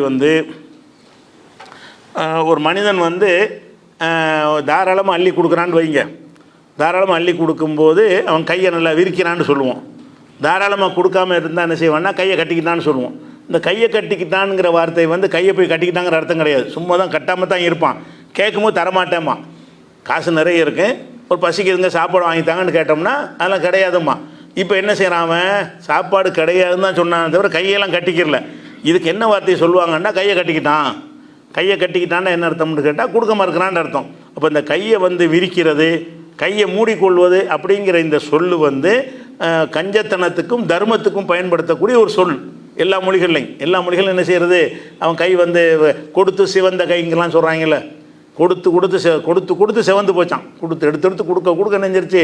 அதிகமாக வேலை செஞ்சால் கை செவந்து போயிடும்ல, அப்படி கை செவந்து பொருள் கொடுத்தாருன்னு அப்படிங்கிறதெல்லாம் சொல்கிறாங்கல்ல. கொடுத்து சிவந்த கையினாலெல்லாம் கொடுக்கறது கிடையாது. எடுத்து செக்கு போட்டு கொடுத்தா நம்ம வாங்கிட்டு போயிடுவான். ஆனால் அது கையினால் எடுத்து கொடுக்குற மாதிரி ஒரு கற்பனை பண்ணிக்கிட்டு இந்த வார்த்தையை நம்ம பயன்படுத்துகிறோம். அந்த மாதிரி என்ன செய்கிறாங்கன்னு கேட்டால், அல்லாஹ் என்ன செய்கிறான்னு கேட்டால், அந்த தர்மம் செய்கிறத பற்றியும் தாராளத்தன்மையும் சொல்வதற்கு இந்த கைகளை கட்டி கொள்வது அல்ல கைகளை விரித்து கொள்வதுங்கிறத உதாரணமாக காட்டுறான். அந்த கைகளை கட்டி கொள்கிற அர்த்தம் கிடையாது. கைகளை கட்டாமல் சும்மா தான் உட்காந்துருப்பான். சும்மா உட்காந்துட்டு என்ன செய்வான், கொடுக்க வேண்டிய ஒரு சொன்னாலும் கொடுத்துருவாங்கள்ல, ஒரு 1000 ரூபா கொடுன்னு சொன்னாலே போதுமே. கையினால் எடுத்து கொடுக்கணும்னு அவசியம் கிடையாது. அதனால் கையை கொண்டே கொடுக்கணும்னு அவசியம் கிடையாது. மனசு தான் கொடுக்கணுங்கிற மனசு இருந்துச்சுன்னு சொன்னால் அவன் கையை விரிச்சிருக்கான்னு அர்த்தம். கொடுக்கவே கூடாதுன்னு மனசில் முடிவு எடுத்தான்னு சொன்னால் கையை மூடிக்கிட்டான்னு அர்த்தம். அப்போ கையை திறந்தான் கையை மூடினாங்கிறது நேரடி அர்த்தம் கிடையாது. அதுக்கு ஒரு உதாரணம் எல்லாம் என்ன செய்கிறான்னு கேட்டால், ரசூலுல்லாஹ்வுக்கு அல்லாஹ் சொல்கிறான், ஒலா தஜால் எதக்க மகுலூலத்தன் இலா உனுக்குக்க, நபியே நீங்கள் உங்களுடைய கையை உங்களுடைய கழுத்தின் பக்கம் வைத்து கட்டி வைத்துக் கொள்ளாதீர்கள். கழுத்தோடு சேர்த்து கையை கட்டிங்கன்னு வைங்க, கொடுக்க நினச்சாலும் கொடுக்க வராது. கழுத்தையும் கையையும் சேர்த்து கட்டிவிட்டான்னு வைங்க, இப்படி இறுக்கி கட்டிவிட்டாங்கன்னு வைங்க, அப்போ இந்த கையை எடுத்து எதாவது கொடுக்க வருமா? வராது. அப்போ உன்னுடைய கையை கழுத்தோடு சேர்த்து கட்டி வச்சுக்கிறாதேங்கிறான். கையை கொண்டே கழுத்தோடு கட்டுறது நேரடி அர்த்தமா? அப்போ ரசூலுல்லாஹ் கையை கொண்டே கழுத்தில் கொண்டே கட்டி வச்சுருந்தாங்களா, அதை வச்சு தடுத்தானான்னு? அப்படி கிடையாது. அது கையை கட்டுறது கிடையாது. அதுக்கு என்ன அர்த்தம்னு கேட்டால், கொடுக்க மாட்டேன்னு சொல்லாத, கையை அப்படிங்கிற அர்த்தம் தான் சொல்கிறான். உலா தஜால் எதக்க மகுலூலத்தன் இலா உனுக்குக்க, உன்னுடைய கையை உன்னுடைய கழுத்தின் பக்கம் போய் சேர்த்து கட்டியும் வைத்திராத. உலா தபுசுத்ஹா குள்ளல் பஸ்தி, ஒரே அடியாக விரிச்சு விட்டுறாத. ஒரே அடியை விரிச்சு எல்லாம் அள்ளிட்டு போ அப்படின்னா நீ தெருவில் நிற்ப. அதே நேரத்தில் கொடுக்கவே மாட்டேன்னு சொன்னால் 10 காசு கொடுக்க மாட்டேன்னு சொன்னீங்கன்னா அதுவும் கஷ்டமாக போயிடும். ரெண்டையும் செய்யாது, அதில் ரெண்டுக்கு பேலன்ஸாக இருக்க சொல்கிறான். இப்போ தக்குவத மழுமன் மகசூரா, எல்லாத்தையும் தூக்கி குடிச்சோன்னா நீ இழிந்தவனாக உட்காந்துருவாய், நீ நஷ்டவாளி ஆகிவிடுவாய். அதனால் தான தர்மங்கள் செய்கிறத பேசக்கூடிய இந்த வசனம் என்ன சொல்லுதுன்னு கேட்டால், உன்னுடைய கழுத்தின் பக்கம் கையை கட்டிக்கிறான்னு சொன்னால் சல்லி காசு கொடுக்கறது இல்லை. அதுக்கு சொல்கிற வார்த்தை என்னது, கையை கொண்டே கழுத்தோடு சேர்த்து கட்டிக்கிறது. இப்படி கழுத்தோடு சேர்த்து கட்டிட்டோம்னு சொன்னால் எந்த கொடுக்க நினச்சாலும் கை வராத. கை தான் கட்டி வச்ச, கழுத்தோடு சேர்த்து கட்டியாச்ச. அந்த மாதிரி இருக்கவனுக்கு அர்த்தம் என்னன்னு கேட்டால், எந்த ஒரு 10 பைசா கூட உதவ மாட்டான் அப்படிங்கிற அர்த்தத்துக்குள்ள ஒரு சொல்லு. அந்த ஒரு நிலையில் நீ இருந்துடாத. ரசூலுல்லாஹ் கடை என்ன செய்கிறான், நீ அந்த மாதிரி உன்னுடைய கழுத்தில் கொண்டே கையை கட்டிக்கிட்டு இருக்காதுன்னு சொல்கிறான். அதே நேரத்தில் ஒலா தபுசுத்துஹா, அந்த கையை விரிச்சியும் விடாத. குள்ளல் பஸ்தி, ஒரே அடியாக ஒரே விரித்தலாக விரித்து விட்டுறாத கையை. இந்த அள்ளிக்கிட்டு போ எல்லாத்தையும் எடுத்துகிட்டு போன்னு சொன்னீங்கன்னா ஒன்றுமில்லாமல் ஆகுறது. கேட்குறதுலாம் கொடுத்துட்டே இருக்கிற கம்ப்ளீட்டாக எல்லாத்தையும் காலி பண்ணிடு அப்படிங்கிற மாதிரி நடக்காத. ரெண்டுக்கு நடுவில் இருந்துக்க அப்படிங்கிற மாதிரி சொல்லும்போது எல்லாம் என்ன செய்கிறான்னு கேட்டால், அந்த 17வது அத்தியாயத்தில் 29வது வசனத்தில் அப்படி சொல்லி காட்டுறான். அதே மாதிரி யூதர்கள் என்ன பண்ணாங்கன்னு கேட்டால், அல்லாவை கிண்டல் பண்ணுவாங்க. ஆச்சரியமான எல்லாவை ஏற்றுக்குருவாங்க. அவங்க அல்லாவை ஏற்றுக்கிட்டால் கூட இஸ்லாம் மார்க்கத்தில் தவிர மற்ற எந்த சமுதாயத்திலையும் சரி கடவுளை கிண்டல் பண்ணுவானுவோம்.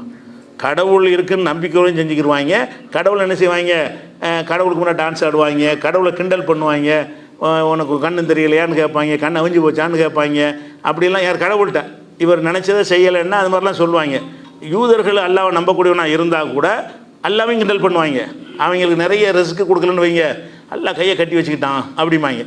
அல்லாஹ் அவன் கையை கட்டி வச்சுக்கிட்டானா அப்படின்னு சொல்லுவாங்க. அதை அல்லாஹ் சொல்லி காட்டுறான். காலத்தில் யூதர்கள் சொல்கிறார்கள், எதுல்லாஹி மகுலூலா, அல்லாஹ்வுடைய கை கட்டப்பட்டிருக்கிறது, நமக்கு நிறைய தரமாட்டேங்கிறான். அவங்க எவ்வளோ நினைக்கிறாங்க அவ்வளோ கிடைக்கலாம், ஒரு நினச்ச அளவுக்கு செல்வம் கிடைக்கலையாம். அதுக்கு என்ன சொல்லுவாங்கன்னு கேட்டால், எதுல்லாஹி மகுலூலா, அல்லாஹ்வுடைய கை கட்டப்பட்டு கிடக்குறது. அல்லாஹ்வுடைய கையை யாரை கட்டி வச்சு விட்டாங்க, கையை கட்டி வச்சுட்டு எப்படி கொடுக்க முடியும்? ரெண்டு கையும் சேர்த்து கட்டிட்டாங்கன்னு வைங்க, அவன் எப்படி தர்மம் செய்ய முடியும்? செய்ய முடியாது.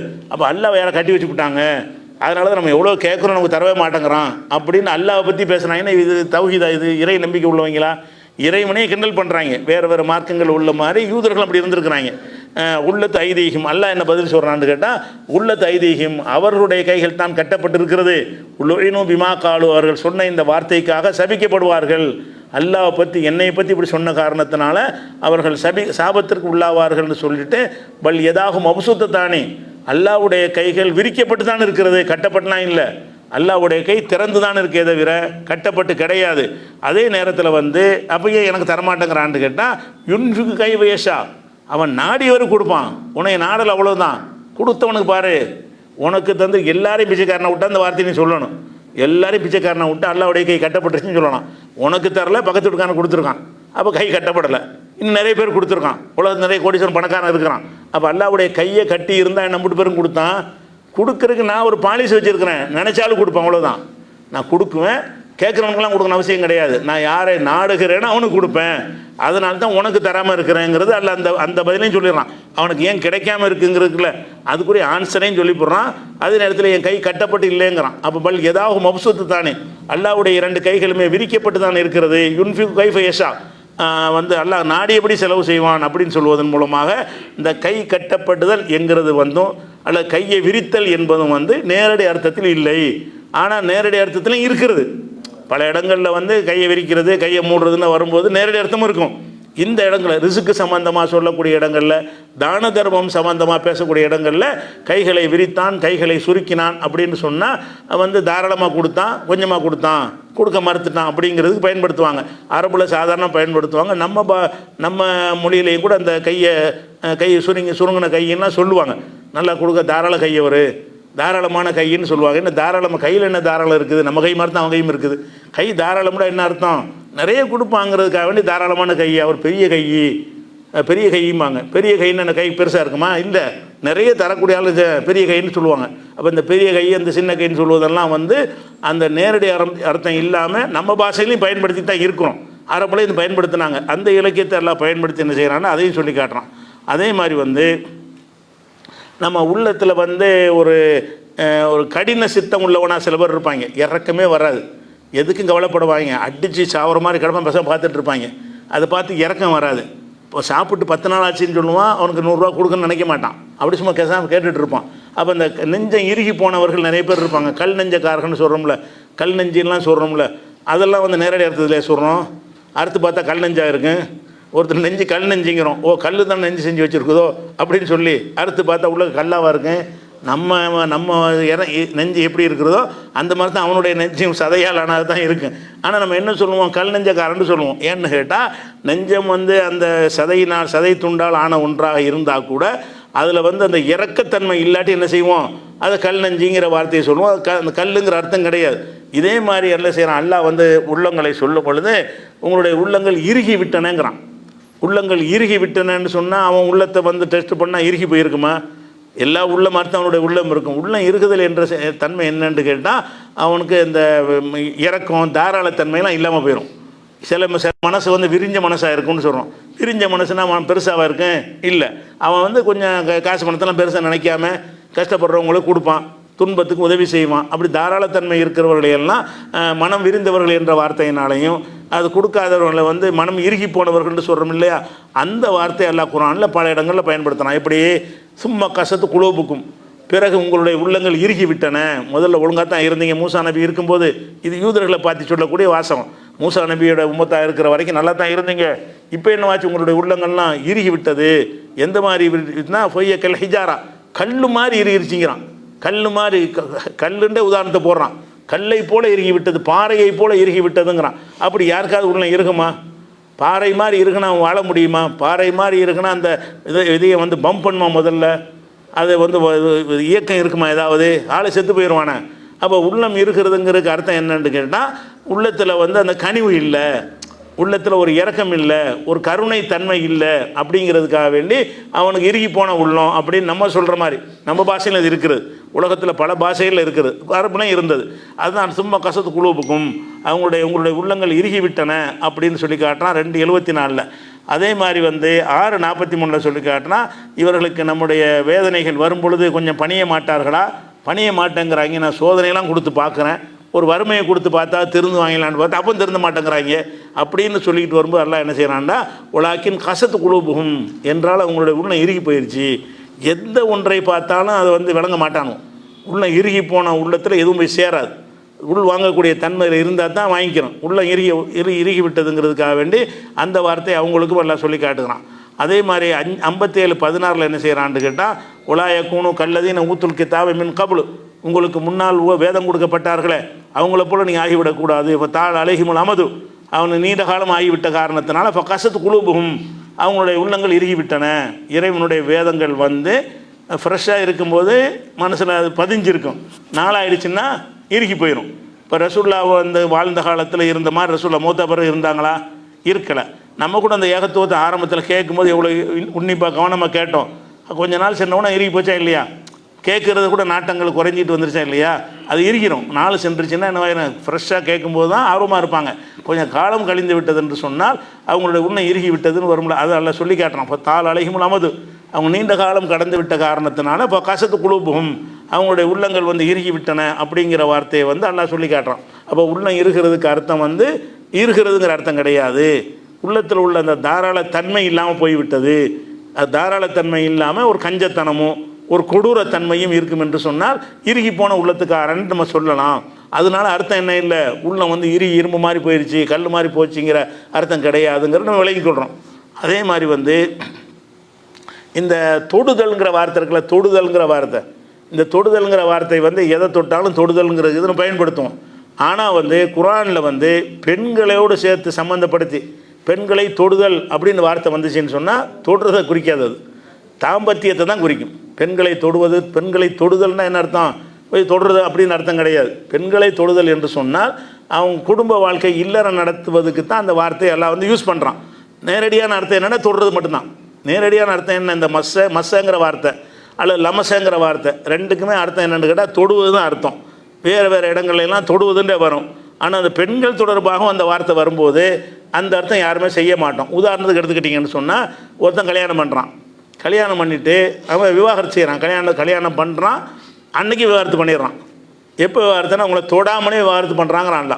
ஒய்தா லாஜுனா அழைக்கும், நீங்கள் உங்கள் மீது குற்றம் கிடையாது. இன் தல்லக்கும் நிசா, பெண்களை நீங்கள் விவாகரத்து செய்தால் மாலம் தமசூஹுன்ன அவர்களை தொடாத நிலையில் விவாகரத்து செஞ்சிட்டிங்க என்று சொன்னால் உங்களுக்கு அந்த உங்களுக்கு குற்றம் கிடையாது, மகர் கொடுக்கறதுக்கு குற்றம் கிடையாது அப்படின்னு நல்லா சொல்லி காட்டுறான்.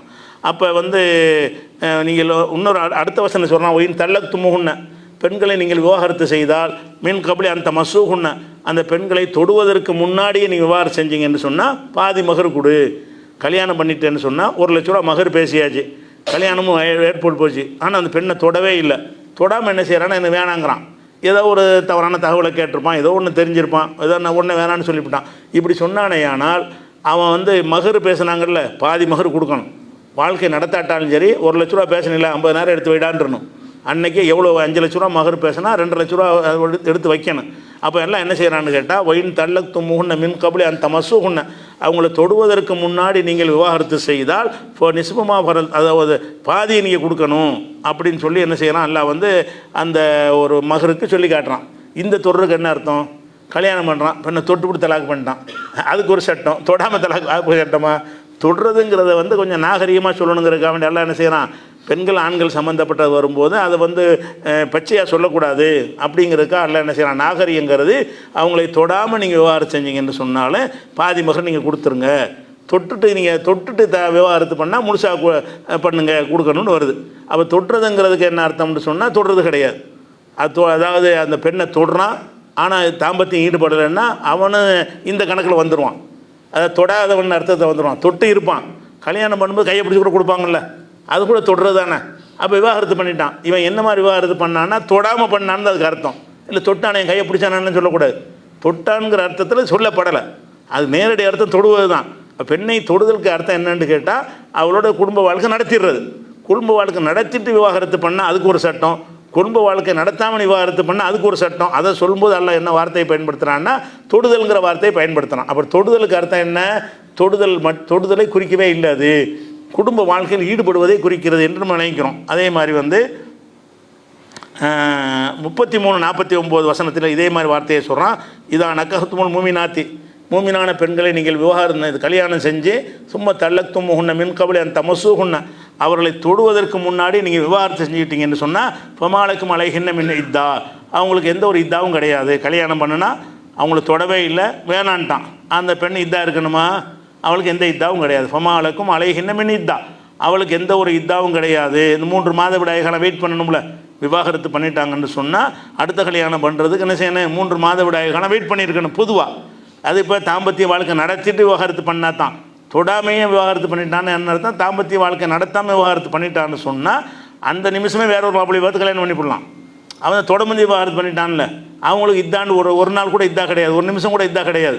அடுத்த நிமிஷமே என்ன செஞ்சிடலாம், அவங்க மறு வாழ்க்கையை தேர்ந்தெடுத்து கொள்ளலாம். அதை சொல்லும்போது எல்லாம் என்ன வார்த்தையை போடுறான்னு கேட்டால், அவங்களை தொடுவதற்கு முன் விவாகரத்து செய்தால், வாசகம் தொடுவதற்கு முன் அர்த்தம் அது இல்லை, தொடுவதற்கு முன் என்ற வாசகம் தான் அதில் இருக்கிறது. இது தொடுவதை குறிக்கலை. தொடுவதை கொண்டு கருத்து என்னன்னு கேட்டால், பெண்களோட இல்லற வாழ்க்கை நடத்துவது, இல்லற வாழ்க்கை நடத்திட்டு விவாகரத்து செஞ்சால் அதுக்கு இதாக இருக்கிறது. இல்லற வாழ்க்கை நடத்தாமல் விவாகரத்து பண்ணான்னு சொன்னால் அதுக்கு இதாக இல்லை. அதைத்தான் எல்லாம் இதில் சொல்கிறானே தவிர தொடுவதை சொல்லலை. இது வந்து அந்த அரபுலே அந்த வார்த்தை வந்து இப்போ சர்வசாதாரணம் பயன்படுத்துவாங்க. தொடுதல்ங்கிற வார்த்தையை, தீண்டுதல்ங்கிற வார்த்தையை வந்து தாம்பத்தியத்துக்கு தான் ஒன்று பயன்படுத்துவாங்க. அரபுலம் இருந்தது இலக்கியமாக. அந்த பெண் சம்மந்தப்பட்டதை, வேறு விஷயத்தை பேனாவை தொடுறது, பென்சில் தொடுறதுன்னா தொடுறதா அர்த்தம். அதில் குடும்பம் நடத்த முடியாதுல்ல. பெண்ணை சொல்லும்போது மட்டும்தான் அந்த மாதிரி வார்த்தையை சொன்னால் என்ன அர்த்தத்தில் பயன்படுத்துவாங்க, பெண்களை தீண்டுவது அப்படின்னு சொன்னால் அது வந்து தாம்பத்தியத்தில் ஈடுபடுவதை தான் குறிக்கும் அப்படிங்கிறது பார்க்குறோம். அதே மாதிரி வந்து இதுக்கு ஆதாரம் சொல்வதாக இருந்தால், மரியம் அலைஹிஸ்ஸலாம் என்ன செய்வாங்கன்னு கேட்டால், அவங்களுக்கு அல்லாஹ் வந்து உனக்கு ஒரு பிள்ளை பிறப்போது நற்செய்தி சொல்லுவான். அப்போ மரியம் அலைஹிஸ்ஸலாம் கேட்பாங்க, அன்னாய குனில் குலாமுன், எனக்கு எப்படி ஒரு பிள்ளை பிறக்கும், உலம் எம்சசனி பஷருன், எந்த ஒரு ஆணும் என்னை தொட்டதில்லையேங்கிறாங்க. தொட்டதில்லைக்கு அர்த்தம் என்ன, எந்த ஒரு ஆணும் தொட்டதில்லைன்னா ஜக்கரியா நபியோட தொட்டு தான் வளர்த்தாரு குழந்தை மாதிரி, தொடுறதுன்னு தொடுற அர்த்தமா, அது அர்த்தம் இல்லை. எந்த ஒரு ஆணும் என்னோட சேரலையே, இது குடும்ப நடத்தலை, எப்படி எனக்கு பிள்ளை பிறக்குங்கிற சொல்வதற்கு தான் அவங்க என்ன வார்த்தையை பயன்படுத்துகிறாங்க, என்னை எந்த ஆணும் தொடவில்லையேங்கிறாங்க. அப்போ தொடலைங்கிற வார்த்தை எதுக்குங்கிறது இதில் தெளிவாக வழங்குதா. மரியம் அலைஹிஸ்ஸலாம் எதை சொல்கிறாங்கன்னு, என்னை ஒரு எந்த ஆணும் தொடாட்டி எனக்கு எப்படி பிள்ளை பிறக்குங்கிறாங்க. அப்போ தொட்டா பிள்ளை பிறக்குமா, தொட்டா எப்படி பிறக்கும், தொடுறதுங்கிற அர்த்தமே என்ன, எதனால் குழந்தை பிறக்குமோ அதைத்தான் சொல்கிறாங்க. அதனால் தொடுதல் என்பதற்கு தொடுதல்ங்கிற அர்த்தம் கிடையாதுங்கிறதுக்கு 19-20 வசனமும் இருக்கிறது, 3:47 வசனத்திலும் இருக்கிறது. மரியம் அலைஹிஸ்ஸலாம் சொல்லுவாங்க, ரப்பி அன்னாய குனுலி வலதுன், இறைவா எனக்கு எப்படி குழந்தை பிறக்கும், உலம் எம்சஸ்னி பஷருன், எந்த ஒரு ஆணும் என்னை தொடவில்லையே, எப்படி எனக்கு குழந்தை பிறக்கும்னு அவங்க கேட்பாங்க. அல்லாஹ் சொல்லுவான், கதாலிக்கில்லா யஹ்லுக்கு மாயஷா, அல்லாஹ் நினச்சி அப்படி தான் படைக்குவான். ஒரு காரியத்தை படைக்க நினச்சிட்டான்னு சொன்னால் ஐய குரல் குன்ஃபயக்கும், குன் என்றவன் சொல்லுவான், உடனே ஆகிரும், ஆகிரும். அல்லாவுக்கு என்னத்துக்கு ஆம்பளை தொடணும் பொம்பளை தொடணுங்கிற சட்டம்னு அல்லாவுக்கு கிடையாது அப்படின்னு 3:47 வசனத்தை சொல்கிறான். இதெல்லாம் எதை காட்டுதுன்னு கேட்டால், இந்த தொடுதல்ங்கிற வார்த்தை வந்து குரானில் பல இடங்களில் வருது, தொடுதை தான் குறிக்கிறது. ஆனால் இந்த பெண்கள் தொடர்பாக வரக்கூடிய இடங்கள்லாம் என்ன அர்த்தத்துக்கு மாறிக்கிறதுன்னு சொன்னால், இதை கொஞ்சம் நாகரீகமாக சொல்லணும்ல. பெண்கள் சம்மந்தப்பட்ட விஷயத்தை சொல்லும்பொழுது பச்சையாக சொல்ல மாட்டாங்க. அதுக்காக வேண்டி குடும்ப வாழ்க்கையில் இடத்துல ஈடுபட்டு அப்படிலாம் சேர்த்து சொன்னால் கொஞ்சம் கேட்க நல்லா இருக்காது, கொஞ்சம் நாகரிக குறைவாக மக்கள் கருதுவாங்க. இறைவன் படைத்த இறைவன் ரொம்ப நாகரிகம் உள்ளவன், அவன் என்ன செய்கிறான்னு கேட்டால் தொடுவதுங்கிற வார்த்தையில் பிடிச்சோன்னா விளங்கிக்குவாங்க மக்கள். தொடுவது என்றால் இதைத்தான் குறிக்கிறது என்று விளங்கிக் கொள்வார்கள். அதே மாதிரி வந்து ஒழுவுடைய சட்டத்தை சொல்லும் பொழுது, அதாவது ஒழுவு தண்ணி கிடைக்கலன்னு வைங்க, தண்ணி கிடைக்கலன்னு தயமம் செய்யலாம். தயமம் வந்து 2 விஷயத்தை சொல்லலாம். ஒழுவுக்காக தயமம் செய்யலாம், குளிப்பு கடமையானாலும் தயமம் செய்யலாம். அதாவது கணவன் மனைவி சந்தோஷமாக இருந்துட்டாங்க, குளிக்கணும், குளிக்க தண்ணி கிடைக்கல, அந்த குளிக்கிறதுக்கு பதிலாக தயமம் செஞ்சுக்கிடலாம். 2க்கு ஒரே தயமம் தான். உடம்பு போனால் மண்ணை பூச வேண்டிய தேவையில்லை, சும்மா அடிச்சுக்க மூஞ்சில் மட்டும் கையை தடவிக்கிட்டால் அதான் தயமமாகிடுச்சு. அதாவது ஒழுவுக்கும் ஒரே தயமம் தான், குளிப்பு கடமையானால் ஒரே தயமம் தான். அதை பற்றி சொல்லக்கூடிய ஒரு வசனம். அது என்ன சொல்லுதுன்னு கேட்டால், நீங்கள் வந்து போதையாக இருக்கும்போது தொழுகைக்கு வராதிங்க அப்படின்னு சொல்லிட்டு, நீங்கள் பிரயாணத்தில் இருந்தால் அல்லது நீங்கள் அதாவது நீங்கள் மலைஜலம் கழித்து விட்டு வந்தால் அல்லது அவள் லாமஸ்து முன்னிசா அல்லது பெண்களை தீண்டி விட்டு வந்தால், பழம் செய்து மான், தண்ணீர் உங்களுக்கு கிடைக்காவிட்டால் இப்போ தையமும் சாயுதம் தையபா, தூய்மையான மண்ணை கொண்டு தயமம் செய்யுங்க அப்படின்னு வரும்பொழுது பெண்களை தீண்டினால்னு வருது. இந்த தீண்டினால்ங்கிற வார்த்தைக்கு எல்லா அறிஞர்களும் வந்து தாம்பத்தியத்தை தான் சொல்கிறாங்க. இந்த ஷாஃபி மாமட்டம் என்ன செய்கிறாருன்னா தொடுறதுங்கிறார். தீண்டுதல்னா என்ன அர்த்தம், தீண்டுதல், ஒருத்தன் ஒழு செஞ்சு போய் பொம்பளை தொட்டாண்டா மனைவியை தொட்டால் ஒழு முறிஞ்சிருப்பார். ஏன்ப்பா அப்படி சொல்கிறேன், அல்ல அப்படி தானே சொல்கிறாங்கிறார். எல்லாரும் வந்து தீண்டுதலுக்கு அர்த்தம் வேறு மாதிரி விளங்குறாங்க. அவர் ஷாஃபி இமாம் மட்டும் என்ன விளங்குறாரு, தீண்டுதல் என்று சொன்னால் அது தொடுவது தான், பொம்பளையை தொட்டால் உளு முறிஞ்சிடும் அப்படிங்கிற மாதிரி. இந்த காயல்பட்டினம் அந்த மாதிரி ஷாஃபி மதகுப்புக்காரங்க இருக்கிற இடத்துலலாம் பார்த்தீங்கன்னா இதை வன்மையாக பேணுவாங்க. இதை இப்போ சரியான சட்டம்னு சொல்லி இதே வாசகத்தை வந்து இன்னொரு வசனம் 5-6லையும் சொல்கிறான். ஆனால் அந்த அர்த்தம் கிடையாது. ஏன்னு கேட்டால் பொதுவாக அந்த பெண்ணோட சேர்ந்தாலேயே தாம்பத்தியம் செஞ்சுட்டு வந்தீங்கன்னா நீங்கள் குளிக்கணும், குளிக்க வேணாம், தண்ணி இல்லாட்டி தயமம் செய்யுங்க. அதைத்தான் இந்த 2 வசனம் சொல்கிறான். அது விளங்குறதுக்காக நம்ம பார்ப்பதாக இருந்தால் ஏற்கனவே 2 ஹதீஸ் உங்களுக்கு சொல்லியிருக்கிறோம். இதே தொடர்லையே ஆயிஷா நாயகி குறுக்க படுத்திருப்பாங்க, ரசூல்லா தொழுவாங்க. தொழுகும்போது என்ன செய்வாங்க, சைதா செய்யும்போது விரல்னால குத்துவாங்க, அவங்க காலை மடக்கிடுவாங்கன்னு வருதுல. அப்போ பெண்களை தொட்டால் உழு முறியும்னா தொட்டவுடனே உழு முறிஞ்சு போயிருக்குமே. ஆயிஷா நாயகி பெண்ணு தானே, விரல்னால காலை குத்துனாங்கன்னா என்னவாயிரம், பெண்ணை தொட்டுட்டாங்க, இப்போ ஒழு முறிஞ்சிடும். ஒழு முறிஞ்சால் தொழுகை முறிஞ்சிடும். அப்போ எந்திரிச்சு போய் மரம் ஒழு சென்று வந்து தொழுவணும். அப்படி தொழுகை கண்டினியூ பண்ணுறாங்க. ரசூலுல்லாஹ் பெண்களை தொடுறாங்க, ஆனால் ஒழு முறியலை. அப்படிங்கிறதுக்கு ஆதாரம் என்னென்னு கேட்டால் புகாரில் 513வது ஹதீஸ்லையும் இருக்கிறது, 519லையும் இருக்கிறது, 1209லையும் இருக்கிறது. அதே மாதிரி இன்னொரு ஹதீஸும் சொல்லியிருக்கணும் இதே தொடர்லையே. ரசூலுல்லாஹ் 100 ஒளினாங்கல்ல, அதுக்கு சொல்லும்போது சொல்லியிருக்கிறோம். ரசூலுல்லாஹ் காணான்னு தேடுவாங்க. ரசூலுல்லாஹ் என்ன செய்வாங்க, கையை தலவாக்கிட்டு போகும்போது பள்ளிவாசலில் சஜிதாவில் இருந்து ரசூலுல்லாஹ் துவா செஞ்சுட்டு இருப்பாங்க. இப்போ அவங்களுடைய பாதத்தில் இன்றைய கைப்படும் அப்படின்னு ஆயிஷா நாயகி சொல்லுவாங்க. முஸ்லீமில் வரக்கூடிய ஹதீஸ். பாதத்தில் கைப்பட்டால் என்னவாயிரும், இவங்க சட்டப்படி பெண்களை தொட்டால் ஒழு முறியும்னா ரசூலுல்லாஹ்வுக்கு ஒழு முறிஞ்சும். ஒழு முறிஞ்சால் தொழுகை முறிஞ்சிடும். உடனே எந்திரிச்சு என்ன தொட்டுப்புட்டான்னு சொல்லி சத்தம் போட்டு போய் தொழுதுல இருக்க அவங்க மாதிரி தொழுதுட்டு இருக்கிறாங்க. அப்போ பெண்கள் வந்து கணவனுடைய கையை தொடுறாங்க, பாதத்தை தொடுறாங்க. ஒன்று வந்து ஆயிஷா நாயகி ரசூலுல்லாஹ்வை தொடுறாங்க, இன்னொன்று ரசூலுல்லாஹ் ஆயிஷா நாயகி தொடுறாங்க, 2 ஹதீஸ்லையுமே. அப்போ தொடுவதுங்கிறது ஒழு முறிக்கான்னு விளங்குதில்ல. அப்போ அந்த வசனம் எதை சொல்லலை, தொடுவதை சொல்லலை. அது 2 விஷயம் சட்டம் சொல்லுது. ஒன்று வந்து உழுவுக்காக தைமம் செய்கிறது, இன்னொன்று குளிப்புக்காக தைமம் செய்கிறது. அதை சொல்லுவதும் தாம்பத்தியத்தெல்லாம் சேர்க்குறாங்க. அதை ஒழு மலை ஜலம் கழிச்சிட்டு வந்தால் உழு தான் நீங்கள் செய்யணும். தாம்பத்தியத்தில் ஈடுபட்டு வந்தால் நீங்கள் குளிக்க தான் செய்யணும். 2க்கும் சேர்த்து தைமங்கிறான்ல. நீங்கள் தாம்பத்தியம் நடத்தினாலும் தைமம் செஞ்சால் போதும், மலை ஜலம் கழிச்சிட்டு வந்தாலும் தைமம் செஞ்சால் போதும். தண்ணி கிடைக்கலன்னா தண்ணி கிடைக்காட்டி தைமம் செய்கிறது, 2க்கும் தைமம் செய்யலாம் சொல்வதற்குத்தான் அந்த பெண்களை எல்லாம் சேர்க்குறான். அதில் நீங்கள் மலம் கழித்துட்டு வந்தாலும் பெண்களோடு நீங்கள் தாம்பத்தியம் நடத்தினாலும் நீங்கள் தைமம் செய்யலாம். அதுக்கு குளிக்கணும், இது ஒழு செய்யணும். 2க்கும் சேர்த்து தைமம் செய்யலான்ற அதுக்கு தான் இதை சொல்கிறானே தவிர இவங்க சொல்கிற அர்த்தத்தில் கிடையாது அப்படிங்கிற விஷயத்தையும் பார்க்கணும். இன்னும் இது போன்ற வேறு விஷயங்கள் இன்ஷா அல்லாஹ் நம்ம அடுத்தடுத்த நாட்களில் பார்க்கலாம். அஸ்ஸலாமு அலைக்கும்.